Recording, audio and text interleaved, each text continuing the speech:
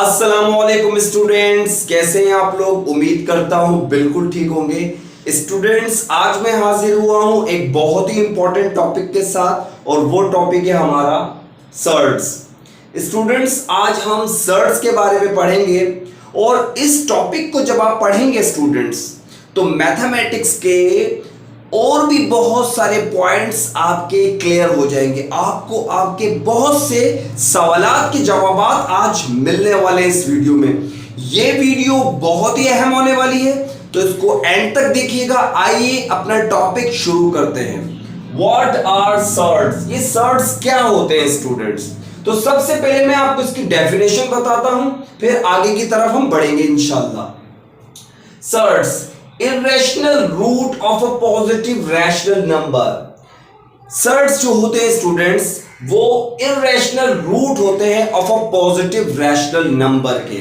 ठीक है स्टूडेंट्स, तो ये थी इसकी एक लाइन की डेफिनेशन के irrational root of a positive rational number। Students, हमारे पास रियल नंबर्स होते हैं और वो दो हिस्सों में तकसीम हो जाते हैं, एक रैशनल नंबर और एक irrational number. Students, rational number को जो है हम वो P अपॉन Q की फॉर्म में लिख सकते हैं, जैसे फ्रैक्शन लिखे हुए होते हैं P अपॉन Q की फॉर्म में। लेकिन इर्रेशनल नंबर को स्टूडेंट्स हम P अपॉन Q की फॉर्म में नहीं लिख सकते। तो आइए स्टूडेंट्स, अब सर्ड्स को शुरू करने से पहले मैं आपको जरा सा बैकग्राउंड समझाऊंगा। स्टूडेंट्स, इस बैकग्राउंड को जरूर समझिएगा। अगर आपने ये समझ लिया, सर्ड्स भी क्लियर हो जाएगा आपका इंशाल्लाह, और आपके मैथमेटिक्स के और भी बहुत सारे पॉइंट्स क्लियर हो जाएंगे। स्टूडेंट्स, आपको ये नजर आ रहा है nth रूट ऑफ a। ये मैंने बनाया है nth रूट ऑफ a। यहां पर आपको एक छोटा सा n नजर आ रहा है, आपको रूट नजर आ रहा है, और रूट में स्टूडेंट्स आपको क्या नजर आ रहा है? a नजर आ रहा है। अब स्टूडेंट्स, सबसे पहले हम समझते हैं ये है क्या चीज। स्टूडेंट्स देखें, ये जो हमारे पास n जो है स्टूडेंट्स, इसको स्टूडेंट्स ऑर्डर भी कहते हैं, इसको ऑर्डर भी कहते हैं, और इसको इंडेक्स भी कहते हैं। ठीक है स्टूडेंट्स, इसको ये जो आपके पास स्टूडेंट्स इस तरह से जो है झोपड़ी नुमा बना हुआ है, इसको कहते हैं स्टूडेंट्स रेडिकल। क्या कहते हैं? रेडिकल। और स्टूडेंट्स, ये जो रेडिकल के अंदर जो है हमारे पास वैल्यू, इसको कहते हैं रेडिकेंड। क्या कहते हैं स्टूडेंट्स? रेडिकेंड। इस पूरे हिस्से को भी रेडिकेंड ही कहते हैं। तो स्टूडेंट्स, ये देखिए, ये इंडेक्स है, ये रेडिकल है, और ये जो वैल्यू है इसके अंदर ये कहलाती है रेडिकेंड। स्टूडेंट्स, इस तरह की बहुत सी हमें नजर आती है। जैसे मैं अब आपको इसको जरा नंबर्स में लिखकर समझाता हूं तो आपको बहुत अच्छे से समझ में आएगा। स्टूडेंट्स देखें, अब मेरे पास जो है वो रेडिकल के अंदर लिखा हुआ है 4।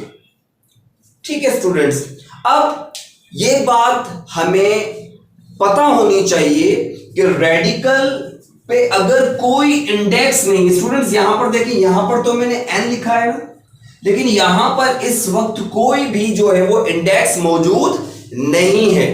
तो जब इंडेक्स मौजूद नहीं होता स्टूडेंट्स, तो रेडिकल की वैल्यू एक्सपोनेंट में होती है 1/2।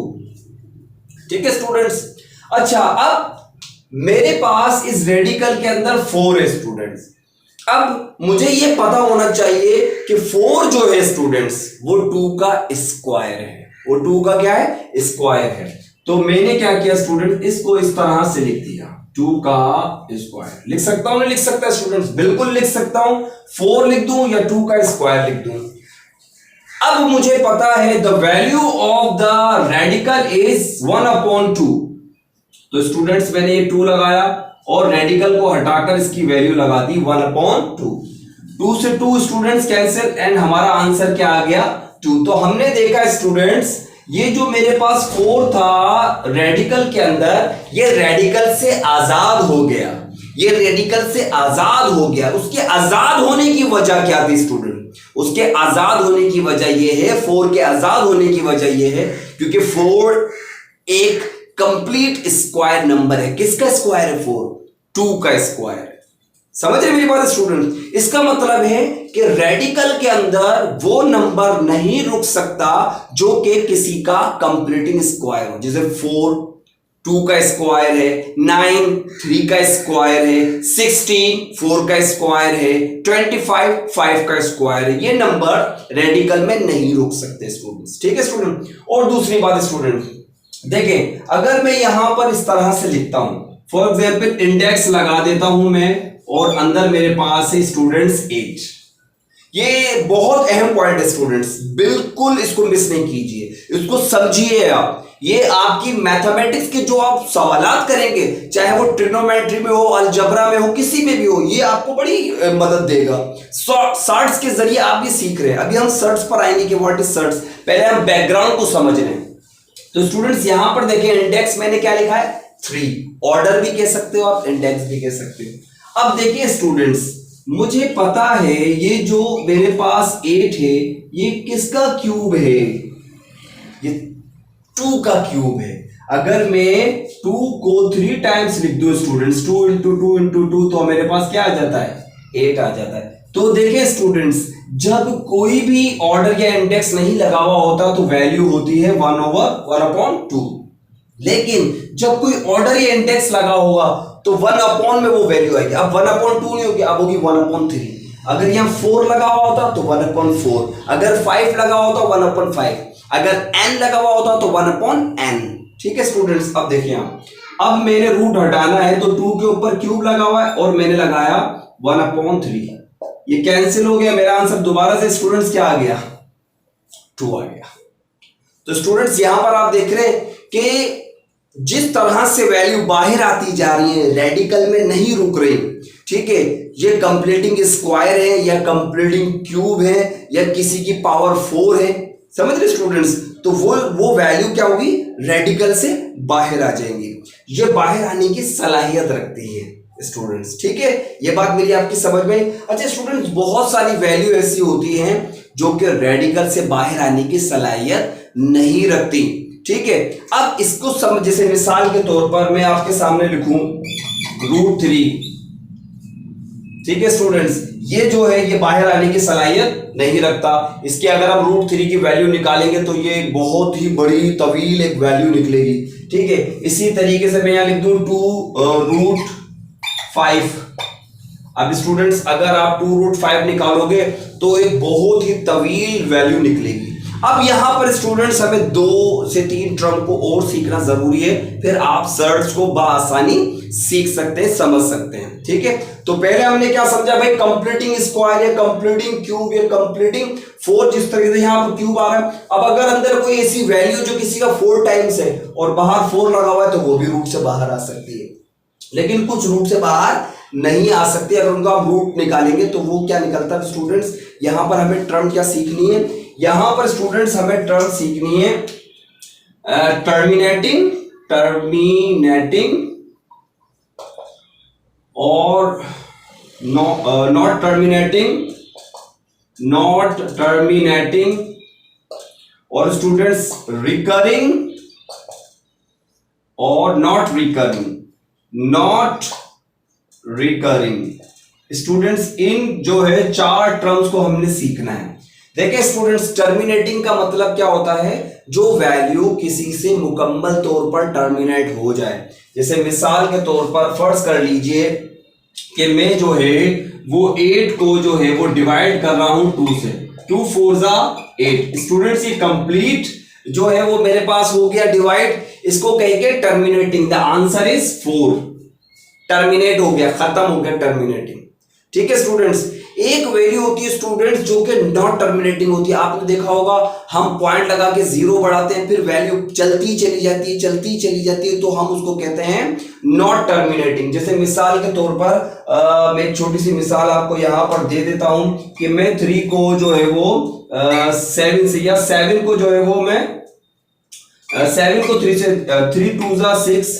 स्टूडेंट्स मेरे पास क्या बच गया 1, पॉइंट लगाया 0 बढ़ाया, 3 3 जा 9। स्टूडेंट्स क्या बच गया, फिर 1, फिर 0 लगाया, फिर 3 3 जा 9, फिर स्टूडेंट्स क्या बच गया 1 बच गया, फिर 0 लगाया, फिर 3 3 जा 9। स्टूडेंट्स यहां पर आप देख रहे हैं, यहां पर मेरा आंसर क्या आ रहा है 2.333333। स्टूडेंट्स ये चलता ही चला जाएगा। देखें अब इसके अंदर स्टूडेंट्स 2 बातें हैं।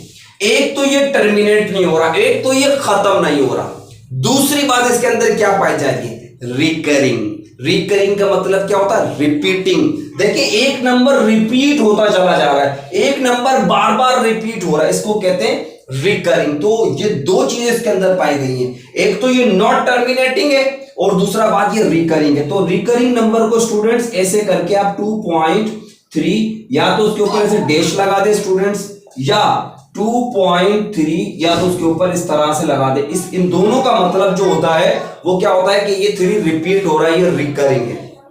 ठीक है स्टूडेंट्स।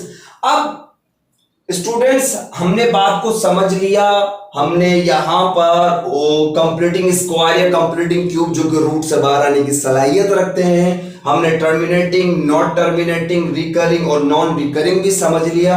अब स्टूडेंट्स हम अपने अहम टॉपिक पे आते हैं, वही पुराने टॉपिक पे आते हैं, सर्ड्स पे। स्टूडेंट्स देखिए सर्ड्स हम किसे कहते हैं? Irrational root of a positive rational number. Students हमने देखा कि 4 जो है वो बाहर आने की सलाहियत रखता है। देखिए स्टूडेंट्स ये जो 4 है ये बाहर आने की सलाहियत रखता है, ठीक है। 3 रूट 8 ये भी रूट से बाहर आने की सलाहियत रखता है। स्टूडेंट्स ये सर्ड्स नहीं है, बल्कि सर्ड्स क्या है स्टूडेंट्स? सर्ड्स हैं रूट 3।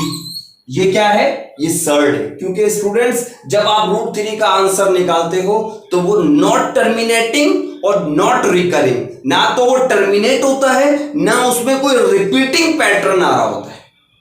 ठीक है स्टूडेंट्स, ना वो एक तो खत्म हो रहा होता है, जैसे ये तो खत्म नहीं हो रहा लेकिन इसमें कम से कम रिकरिंग तो आ रहा है, लेकिन उसमें ना वो खत्म हो रहा होता है और ना उसमें कोई नंबर रिपीट हो रहा होता है, तो उसको कहते हैं सर्ड्स। तो स्टूडेंट्स ये रूट 3 और जो है 2 रूट 5 इस तरह के जो नंबर होते हैं स्टूडेंट्स जो कि नॉट टर्मिनेटिंग और नॉट रिकरिंग होते हैं, इनको स्टूडेंट्स हम कहते हैं सर्ड्स।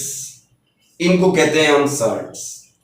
तो स्टूडेंट्स जो है वो दोबारा से इसकी डेफिनेशन को देखते हैं। Irrational root of a positive rational number. Students देखिए अंदर जो है ना पॉजिटिव रैशनल नंबर है, पॉजिटिव रैशनल नंबर है, लेकिन इनका जो आंसर आएगा वो इररेशनल नंबर होगा।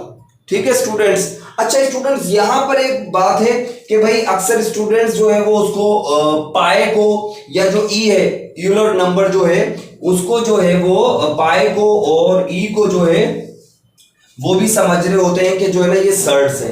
देखें ये इररेशनल नंबर तो हैं लेकिन दे आर नॉट सर्ड्स। ठीक है, ये इररेशनल नंबर तो हैं but they are not surds. तो इस बात को जो है वो जहन नशीन होना चाहिए कि हर इररेशनल नंबर, स्टूडेंट्स ध्यान दीजिएगा, हर इररेशनल नंबर सर्ड्स नहीं होता, हर इररेशनल नंबर सर्ड्स नहीं होता। ठीक है स्टूडेंट्स, तो उम्मीद करता हूं आपको सर्ड्स समझ में आए होंगे, लेकिन सर्ड से पहले जो मैंने बैकग्राउंड क्रिएट किया उम्मीद करता हूं उससे भी आपके मैथमेटिक्स के बहुत से टर्म्स, बहुत से डाउट्स क्लियर हुए होंगे। इंशाल्लाह ताला अपनी नेक्स्ट वीडियो के साथ हाजिर होऊंगा, तब तक के लिए इजाजत दीजिए। मेरे चैनल फिजियोकेमेटिक्स यूके को जरूर सब्सक्राइब करिएगा। Thank you very much.